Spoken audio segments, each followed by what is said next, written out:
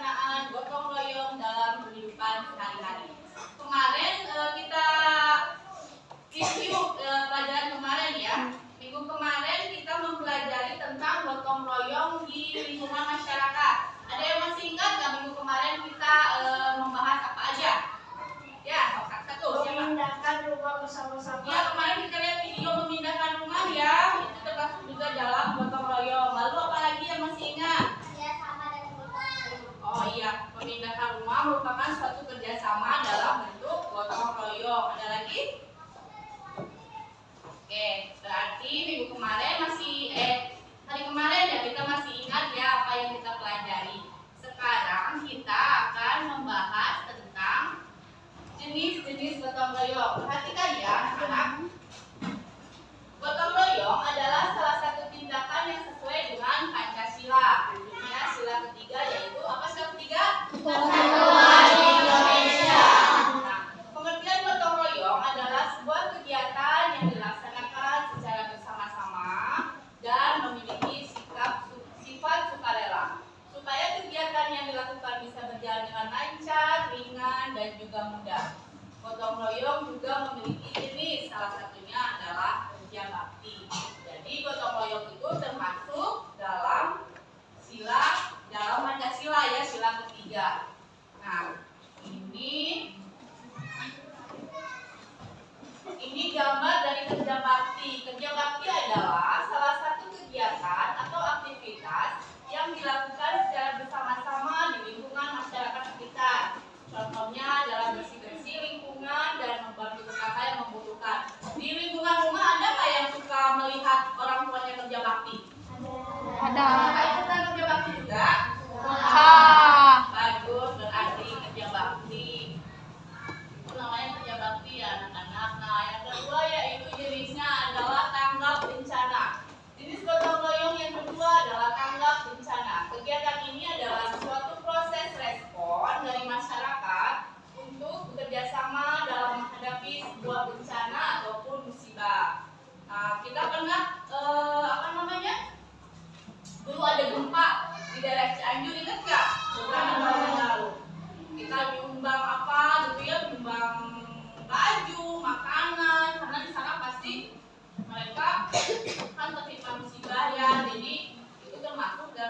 salah satu sikap gotong royong juga. Nih para petugas sukarelawan tanpa diminta, mereka sukarela tanpa diinstruksikan oleh siapapun gitu, mereka mau membantu bekerja sama pada saat musibah itu terjadi, membantu masyarakat, misalnya mencari korban-korban banyak lah pokoknya yang kayak banyak korban kan yang tertimpa bangunan dan dibantu. Nggak mungkin dikerjakan oleh satu orang, harus bersama-sama, harus bekerja sama, harus gotong royong. Itu termasuk dalam jenis gotong royong. Nah, yang kedua, yang ketiga nih, ini juga tanggap darurat bencana. Tanggap darurat bencana adalah serangkaian kegiatan yang dilakukan dengan segera pada saat kejadian bencana untuk menangani dampak buruk yang ditimbulkan. Ini meliputi kegiatan penyelamatan dan evakuasi korban, harta benda, pemenuhan kebutuhan dasar, perlindungan pengurusan, pengungsian, dan pemulihan sarana prasarana. Nah, kayak tadi bencana gempa, kita harus mengevakuasi korban. Ada korban yang misalnya terluka, cepat kita bawa ke rumah sakit terdekat, ataupun ada yang meninggal, cepat kita harus dimandikan ataupun harus segera dimakamkan. Kan nggak mungkin dibiarkan begitu saja, dan itu tidak bisa dikerjakan oleh kita sendiri, harus bersama-sama, karena kan korbannya itu kalau misalnya bencana itu pasti banyak yang harus dibantu. Dan kalau misalnya yang ini nih, evakuasi korban, misalnya ada yang harus cepat-cepat, misalnya ada kebakaran, api udah mulai ini, di atas ada korban, berarti kita harus panggil pemadam kebakaran kan, damkar, untuk menyelamatkan korban supaya tidak terjadi korban yang lebih parah ya. Nah, selanjutnya yaitu musyawarah. Ternyata musyawarah juga termasuk jenis gotong royong. Kenapa? Karena musyawarah adalah sebuah cara atau media untuk mencapai mufakat dan kesepakatan. Dengan adanya musyawarah, masyarakat bisa berkumpul dan berdiskusi mengenai masalah yang sedang dihadapi hingga menemukan solusi dan mufakat. Kalau contoh kecilnya, kalau di kelas ini ya, kalau misalnya musyawarah, misalnya kita mau menentukan ketua kelas, musyawarah dulu nggak? Ya kan, musyawarah dulu. Nanti dipilih beberapa, misalnya yang mau jadi ketua kelas, nanti yang lainnya akan melakukan voting dengan siapa yang mau gitu kan. Nanti yang paling banyak sesuai suara terbanyak itu yang akan jadi ketua kelas. Itu contoh kecilnya ya di kelas ini. Begitu pula di masyarakat ataupun di lembaga-lembaga yang lainnya, untuk mencapai suatu keputusan yang mufakat harus dilakukan musyawarah terlebih dahulu. Lalu ini yang terakhir nih, belajar bersama. Ternyata belajar bersama termasuk dalam gotong royong. Belajar bersama juga salah satu jenis gotong royong, di mana dalam satu kegiatan ini para pelajar saling bahu membahu untuk meningkatkan wawasan dan pengetahuan.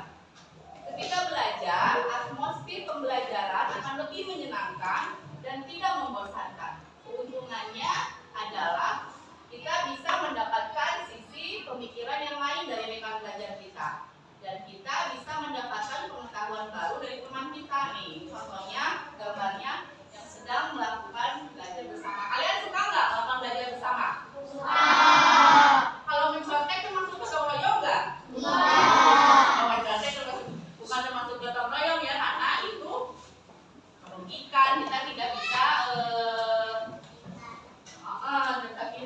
kalau misalnya bekerja sama itu belajar bersama. Jadi aku nggak ngerti nih pelajaran ini apa, aku bisa ajari sama yang bisa. Kalau misalnya nyontek itu yang nggak bisa, mau yang instan aja tahu-tahu.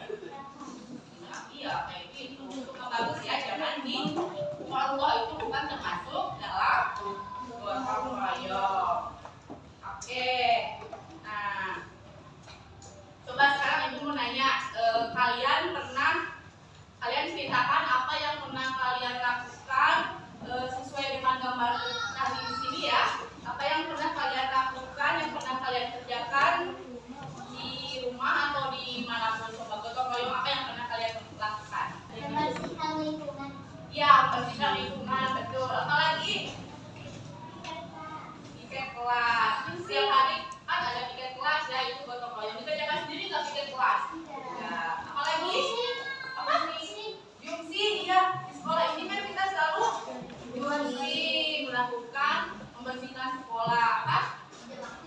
kerja bakti. Di rumah suka kerja bakti? Betul, kerja bakti misalnya ya setiap hari itu. Oke, nanti ibu mau minta kalian untuk menceritakan apa yang kalian pernah kerjakan, apa yang pernah kalian lakukan dalam contoh misalnya di gotong royong apa yang pernah kalian kerjakan, kalian ceritakan ya, nanti dikumpulkan di ibu. Oke, udah ya ibu.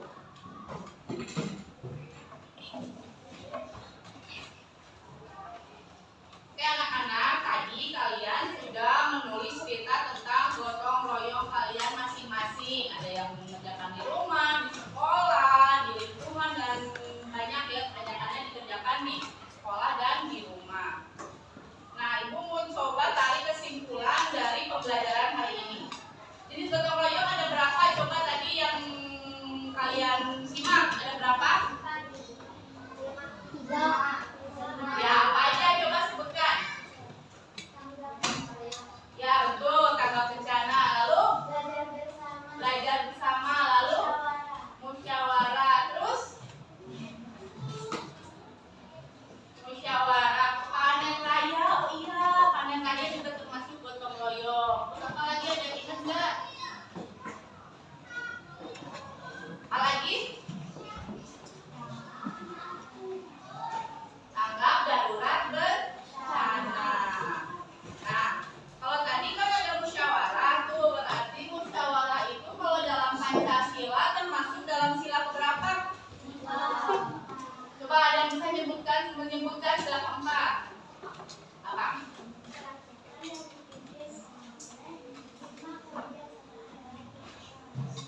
Iya betul. Kegiatan yang dipimpin oleh hikmah kebijaksanaan dalam memusyawarahkan perwakilan. Nah kalau tadi gotong royong itu ada yang tanggap bencana itu juga termasuk dalam sila Pancasila yuk.